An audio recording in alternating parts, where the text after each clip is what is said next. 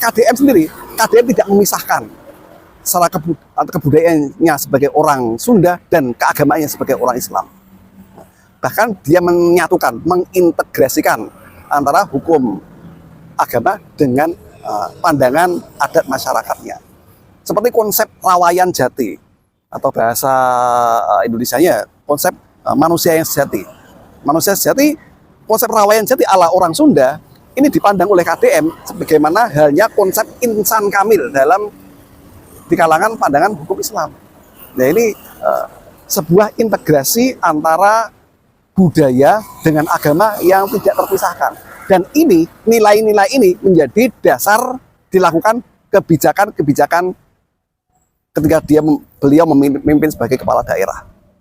Ya, cara-cara seperti ini relatif jarang sekali ditemui. Bahkan ini sebuah fenomena yang baru. Ini fenomena yang baru.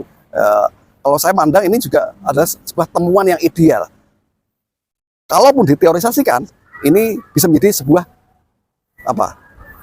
meskipun beliau tidak mengemukakan ya, mungkin kalau saya bahasakan, KDM secara tidak langsung memakai teorinya sendiri yang baru, yaitu teori integrasi antara agama dengan budaya.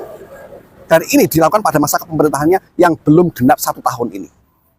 Nah, ini sebuah temuan baru dan saya pandang ini ideal dan seharusnya seluruh pemimpin di negeri ini memakai mekanisme tata cara seperti yang KDM lakukan.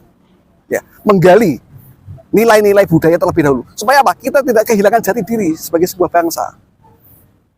Tidak hanya mengedepankan sisi hukum agamanya, ya tahu hukum agama sifatnya itu universal, ya berbeda dengan hukum adat yang sifatnya lokal. Tapi semua baik hukum agama sama hukum adat punya kelebihan dan kekurangan masing-masing sebenarnya. Ya. Kelemahannya apa sih? Ya, konsep faraid misalnya, konsep pembagian waris ini lebih cenderung pembagian secara fardiyah, secara individu. Makanya memakai istilah faraid. Pembagian secara individu. Konsep pembagian harta peninggalan secara individu ini punya kelemahan. Kelemahannya apa?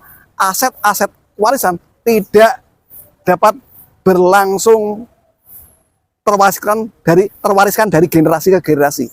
Bahkan dengan adanya konsep faraid ini, peninggalan orang-orang masa lalu cenderung menghilang, digantikan oleh kepemilikan secara individu.